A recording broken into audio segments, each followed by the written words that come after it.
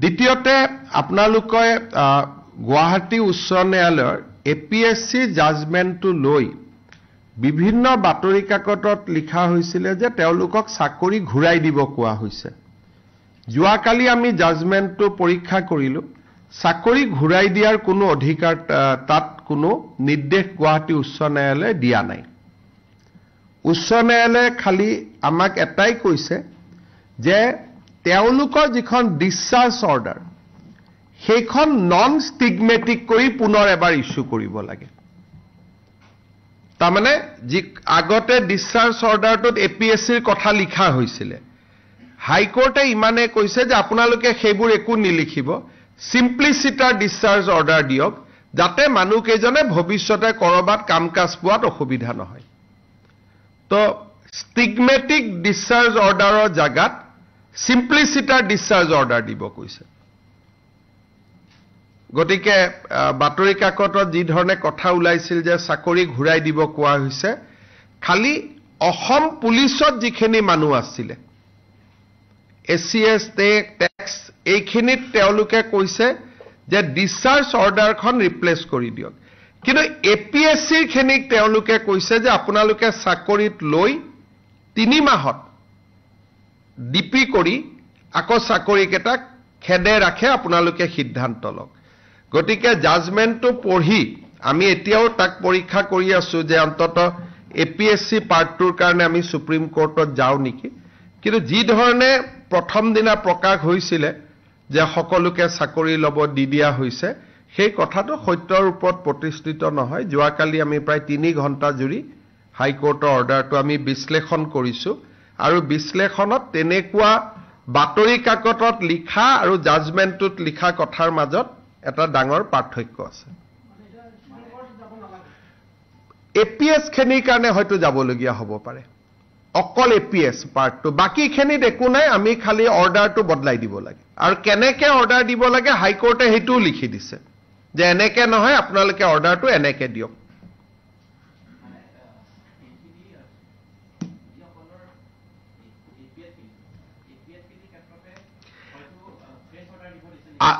Assam police সাৰ্ভিসৰ যিখিনি ইয়া technical কথাটো এনেকুৱা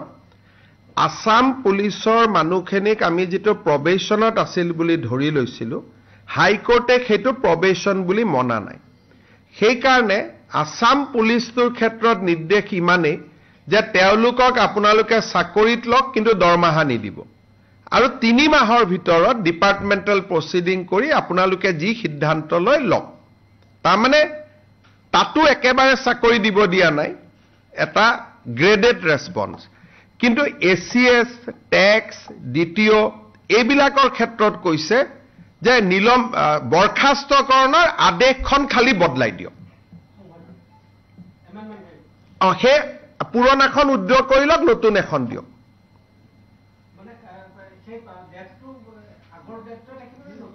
হাইকোৰ্টে তো দৰমহা দিব কোৱাই নাই গতিকে ডেটটোৰ লগত কথা নাই ডেটটো আজি ডেটত ওলাব কিন্তু আগৰ খিনিত হাইকোৰ্টে কোনো কোৱা নাই যে আগৰ পৰ্চনটো আপুনি দৰমহা দিব লাগিব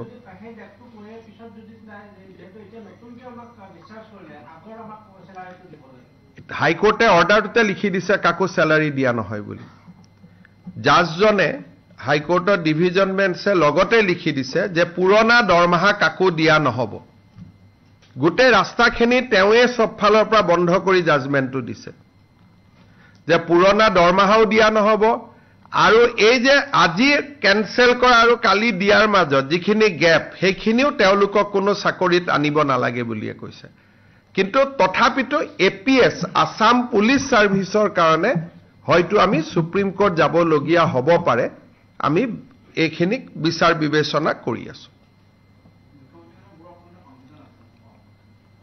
মানে এপিএছ খিনিৰ যেটি পিৰিয়ড শেষ হৈছিল নেকি এপিএছচি খিনিৰ হাইকোৰ্টৰ মতে পিৰিয়ডটো শেষ হৈছিল প্ৰবেশন অসম চৰকাৰৰ মতে হোৱা নাছিল গতিকে সেই পইণ্টত হাইকোৰ্ট আৰু অসম চৰকাৰ মিলা নাই পুলিচৰ ক্ষেত্ৰত বাকি মেজিস্ট্ৰেট টেক্স ট্ৰান্সপোৰ্ট এই দুইটা ক্ষেত্ৰত অসম চৰকাৰ আৰু হাইকোৰ্টৰ মাজত বহুত পাৰ্থক্য নাই খালি এটাই কৈছে আপুনি মই ইংৰাজীত বস্তুটো কৈছো যে ষ্টিগমেটিক অৰ্ডাৰৰ জাগাত সিম্পলিচিটাৰ দিয়ক তাৰমানে একো নিলিখিব এপিএছচিৰ কথা মাত্ৰ লিখিব যে এওঁলোকৰ কামত আমি সন্তুষ্ট নহয় কাৰণে চাকৰিৰ পৰা বিদায় দিলো যদি এপিএছচিৰ কথাটো লিখো তেতিয়ালে মানুহকেইজনক কোনেও ভৱিষ্যতে চাকৰি নিদিব হাইকোৰ্টে ইমানেই কৈছে যে অসম পুলিচত নহয় কোনবাই ৰিলায়েন্সত ল'ব খুজিলে অমুকত ল'ব খুজিলে এনেকুৱা এখন অৰ্ডাৰ দিয়ক যাতে তেওঁলোকৰ ভৱিষ্যত কিবা কাম কৰিব খুজিলে ক্ষতি নহয় ইমানে গতিকে আপোনালোকে যি ধৰণে অৰ্ডাৰটো প্লেস কৰিছিলে মানুহৰ মাজত সেইটো আৰু লিখা অৰ্ডাৰটোৰ মাজত বহুখিনি পাৰ্থক্য আছে এপিএছৰ কাৰণে এটা যোৱাটো হ'বনে নহ'ব আলোচনা কৰো এটো কিহৰ কাৰণে মইতো কালি হাৰা টাইপতে বহিছিলো নহয় বহুতে পিছত কাগজখন পঢ়োতে দেখিলো যে পেপাৰত লিখা আৰু ইয়াৰ বহুত পাৰ্থক্য মইতো সগ হৈ গলো কালি দেখি মইতো আপোনালোকৰ মতে সুইম কৰি গৈছিলো গতিকে কালি যেতিয়া অৰ্ডাৰটো পঢ়ি দেখিলো যে পেপাৰ আৰু দিঠকটোৰ মাজত বহুত পাৰ্থক্য আছে গতিকে মোৰ কাৰণেও সক টাইপ হৈ গল সেইকাৰণে মই কলো যে আৰু অলপ ভাল কৰি পঢ়ক আৰু এপিল কৰিবৰ কাৰণে আমাৰ হাতত 30 দিন সময় আছে আৰু চাকৰিত যদি পুলিচখিনিক ল'বও লাগে 50 দিন সময় আছে সেইকাৰণে আমি 7 দিন 10 দিন আৰু বিবেচনা কৰি লম মুখ্যমন্ত্ৰী মোৰ এটা কনফিউজন হৈছে এচিএছ খিনিৰ ক্ষেত্ৰত এটো ডিপি কৰিব দিছে নে নাই এপিএছ খিনিৰ ক্ষেত্ৰত দিছে তেওঁ নাম কাৰো দিয়া নাই তেওঁ তেখেতে খালি বুজাই দিছে প্ৰবেশন পিৰিয়ড শেষ হোৱা তেওঁ কৈছে যাৰ প্ৰবেশন পিৰিয়ড শেষ হৈছিলে তেওঁৰ ক্ষেত্ৰত ডিপি কৰক যাৰ প্ৰবেশন পিৰিয়ড শেষ হোৱা নাছিলে তেওঁলোকক মাত্ৰ ডিসচাৰ্জ অৰ্ডাৰখন বদলাই দিয়ক এতিয়া আমি যেতিয়া চাৰ্ট এখন বনাই চালো যে প্ৰবেশন পিৰিয়ড কাৰ শেষ হৈছে আৰু কাৰ হোৱা নাই পুলিচৰ ক্ষেত্ৰতে অকল শেষ হৈছিল গতিকে যদি আমি সুপ্ৰিম কোৰ্ট যাবও লাগে পুলিচৰ ক্ষেত্ৰত আৰু যদি গভৰ্ণমেণ্টে ভাবে আমি সুপ্ৰিম কোৰ্ট না যাও ডিপি এটা কৰি 3 মাহত শেষ কৰি দিম হেতু কৰিব পাৰে গতিকে তেখেতে দুইটা ৰাস্তা খুলি দিছে যে আপোনালোকে 3 মাহত ডিপি কৰক আৰু 3 মাহৰ দৰমহাও তেওঁলোকক নিদিব আৰু চাকৰি জয়েন কৰাই দায়িত্বও নিদিব মাত্ৰ 3 মাহ এটা ৰুমত তেওঁলোকক ৰাখি দিয়ক আৰু 3 মাহৰ ভিতৰত ডিপিটো শেষ কৰি দিয়ক গতিকে আমি সুপ্ৰিম কোৰ্টত নগৈও 3 মাহত শেষ কৰিব পাৰো কিন্তু নৈতিকতাৰ আধাৰত যদি আমি কওঁ যে নহয় অৰ্ডাৰটো আমি ভাল পোৱা নাই আমি তথাপিতো সুপ্ৰিম কোৰ্ট যাম আমি যাব পাৰো কিন্তু মই শুনামতে অফিচাৰকে যিখিনি ডিসচাৰ্জ অফিচাৰ